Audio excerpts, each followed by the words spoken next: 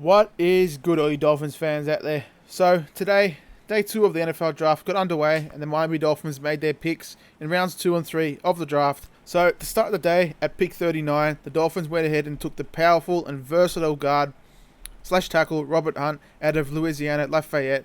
At pick 56, we took the giant defensive lineman Raekwon Davis out of Alabama, a perfect fit on the team's multiple 3-4 scheme. And lastly, at pick 70, the Dolphins drafted the versatile safety Brandon Jones from the University of Texas. So we'll start here with Robert Hunt, the 39th pick. I love this pick for the Dolphins. He offers a ton of versatility to the offensive line and grit. He's a huge dude. But with guys like Jonathan Taylor and Cam Akers and tackles Josh Jones and Ezra Cleveland on the board, I was super surprised that Hunt was the man here for the Dolphins at the 39th pick. Obviously, Robert Hunt just fits the mold of what the team wants from their offensive lineman up front. Unfortunately, man, we missed out on an elite running back on day 2. We didn't take one in the second or third round, so hopefully the team can, strike gold on day 3, preferably in the 4th or 5th round. Hunt is an absolute mauler on the line. He's 6'5", 323 pounds, and he's just a pancake machine with Pro Bowl potential at guard, but also he can play on the outside at right tackle if need be. He's got experience all along the line for Louisiana Lafayette the past 4 years of his collegiate career. Robert Hunt just really is a rare combination of immense bulk and plus athleticism. Watching his tape, his explosion coming out of his stance and getting up to the next level is a tremendous treat to watch. It's game over for defenders when he gets to the second level and gets his hands on you in space, man. He's got tremendously strong hands and when he gets on defenders, it's game over. He's incredibly strong.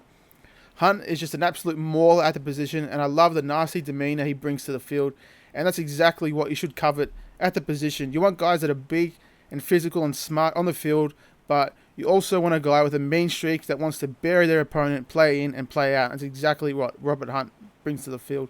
Hunt projects best to play on the inside in the NFL, where he can use his immense size and brawn to battle interior NFL defensive linemen in tight quarters. But with his immense power and tremendous mobility, he is scheme diverse, and he's definitely a starter on the offensive line, and I'm sure that he'll be able to dominate from any position that he lines up in. The Dolphins are going to need to get their hands on Hunt in training camp to see where he'll fit best on this Dolphins offensive line that is shaping up to be a talented unit after the draft and free agency.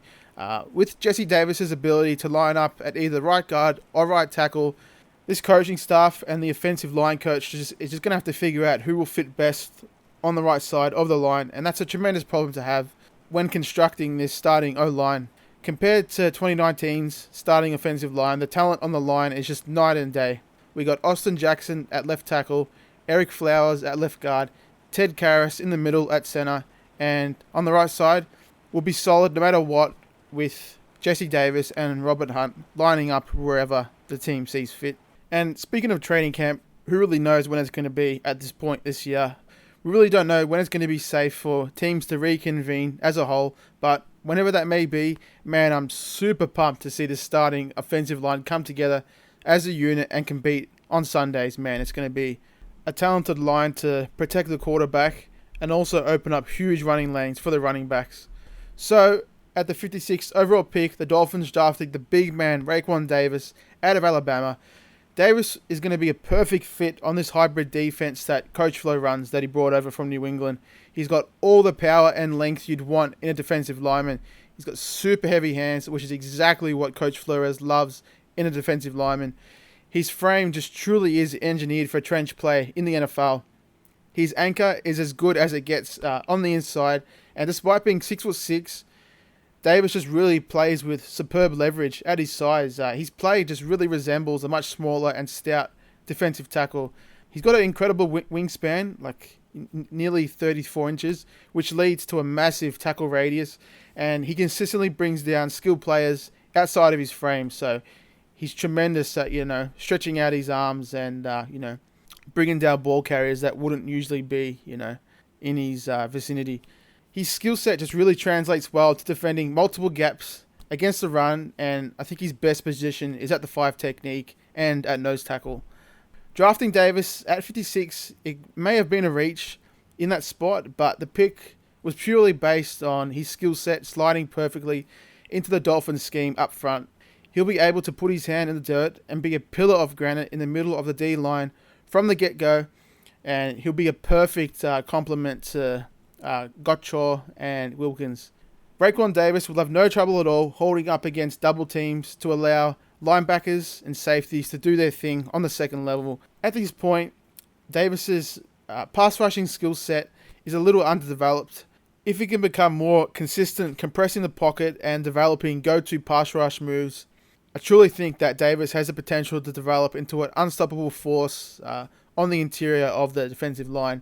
He had 8.5 sacks in 2017, so obviously he's shown the ability to get after the quarterback. I think the last couple of years, Alabama has just asked him to be just an absolute stone wall in the interior of the defensive line, just a guy to hold up against blocks and allow the linebackers to flow and other defensive linemen to get to the quarterback. But I really do think, they just pretty much asked him to be a nose tackle, and who knows, his full potential might be unlocked with the Dolphins. And I think with us, with our coaching and our culture, I really think we're going to bring the best out of Davis, and he's got an opportunity to develop into a dynamic defensive tackle, a guy that can get after the quarterback, but also hold up incredibly well against the run.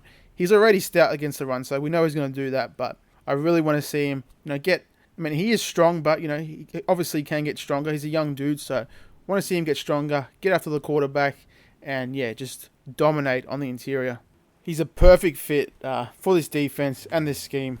And lastly, with the 70th overall pick, the Dolphins selected Brandon Jones from Texas.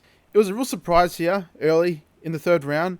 I saw Jones as more of a late third to early fourth round kind of prospect, but obviously the Dolphins pulled the pin on Jones here at pick 70. I was really hoping, we were going to get Ashton Davis at 70, but of course the Jets went ahead and took him at 68. He would have been the perfect fit in this Dolphins defense as our free safety, but after watching Brandon Jones' tape, I'm definitely happy with the pick.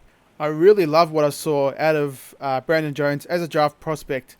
He's incredibly explosive, he's hard-nosed, and he can line up anywhere at the safety position. He's super tough, and his tackling ability is just tremendous, and he's got great closing speed. We may have a Scud missile on our hands. The guy just flies in with reckless abandon, and he's just super physical. He lines up well deep, but he also comes down the slot and does the dirty work in the run game. He really can just do it all as a safety, as I've said. His toughness just really jumps off the screen. He thrives and just loves taking on tight ends and receivers and just whoever is thrown in his way to the ball carrier. And quite often, I saw Jones disengaging blocks like a 250-pound Mike linebacker. He's a tough player, that's for sure. For a 198-pound safety, he really punches well above his weight. And honestly, he's a safety that's willing to do everything that Minkah Fitzpatrick wasn't willing to do in his second year with the Dolphins. He'll line up deep. He'll line up in the box. He'll do whatever this defense needs of him. Another reason to love the pick of Brandon Jones is he's incredibly smart and he's uniquely prepared when it comes to getting ready for his opponents. Jones really blew everyone away at the combine. I saw this tweet during the draft. He had a huge binder of each team's game plan, and he also had detailed write-ups of every team's scheme on offense. And that's just next level love of the game right there. And during his call with the Dolphins, after he was drafted, he said this. He said, "I don't like anything to get my way. I'm kind of stubborn with injuries. I'm going to give it my all until I can't go anymore. Injuries just don't stop me." And man, if that's not tough, I don't know what is. It's just obviously he's a super high character football player, and man, he's just the perfect tough mold that Flores loves from his safeties. His character is off the charts. He's incredibly tough, obviously. He's smart, and he's got a true love for the game. He just loves playing the game of football. You can tell watching his tape, man. He loves it out there, and just he's super physical. I love it. And we've just truly got ourselves a good one, Dolphins Nation. This guy is going to line up everywhere at safety, anywhere in the defense. He's smart. He's tough. Super physical, like I've said a bunch of times now. But Brandon Jones, I kind of missed out on this guy during the pre-draft process, man. I was watching a lot of, Xavier McKinney, Antoine Winfield, Ashton Davis, Kyle Duggar, Jeremy Chin, and Brandon Jones. I really missed out, and I thought he was going to be a fourth-round pick. But after watching his tape, I'm a huge fan, and yeah, I really can't wait to see what he's going to do with the Dolphins. I think he's got a real chance to be, one one of the best defenders on this team, man. This defense is shaping up to be elite, man, especially after getting Noah Iggy out of Auburn and Brandon Jones. We got two tremendously talented players added to the secondary. Tough guys as well.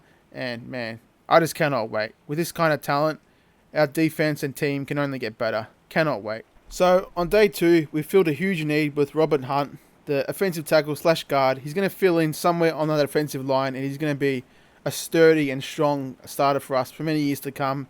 With the 56th pick, we continue to shore up the trenches with the selection of Raekwon Davis. He's going to be tremendous in the middle of that interior defensive line. And lastly, Brandon Jones is going to be a versatile chess piece for this defense, and I think he's going to slot in perfectly to this tremendously diverse scheme that Coach Flores loves to run. So that's it for my review on the Dolphins' day 2 picks of the draft. All 3 picks really were a surprise for me. I really didn't think we're going to take Robert Hunt early in the second round, Raekwon Davis in the second, and Brandon Jones early in the third. I really thought, we're going to take different guys with those picks. Obviously, I was hoping for a running back, but that's not going to happen. Let's hope for that in rounds 4, 5, 6, hopefully. But I'm really trusting Chris Greer and Brian Flores, Reggie McKenzie and Marvin Allen. I'm trusting their evaluations on these guys, and hopefully all these guys can perform the way we need them to on Sundays. So let me know in the comments section what you think of my review on the guys. Let me know who you wanted on day 2. I know a lot of you definitely wanted a running back. I'm definitely spewing that we didn't get an elite running back in rounds 2 or 3, but hopefully we can find a gem on day 3. There's still a number of guys. I really like J.J. Taylor out of Arizona. Javon Leake is another solid guy out of Maryland. Lamical P. Ryan out of Florida. And really, that's about it. But obviously, those guys aren't elite, but who knows what they can develop into in the NFL. We still got a number of picks left. It's going to be a long day 3. I think it's going to go for like 6-7 hours, so buckle your seatbelts in. We got a long day 3, but I'm confident that they're going to find more talented and tough and smart football players to add to the team to lift this team to glory. Make sure to hit that like and subscribe button if you enjoyed the video. And as always, it's fins up, baby. Cannot wait to see who we're taking day 3.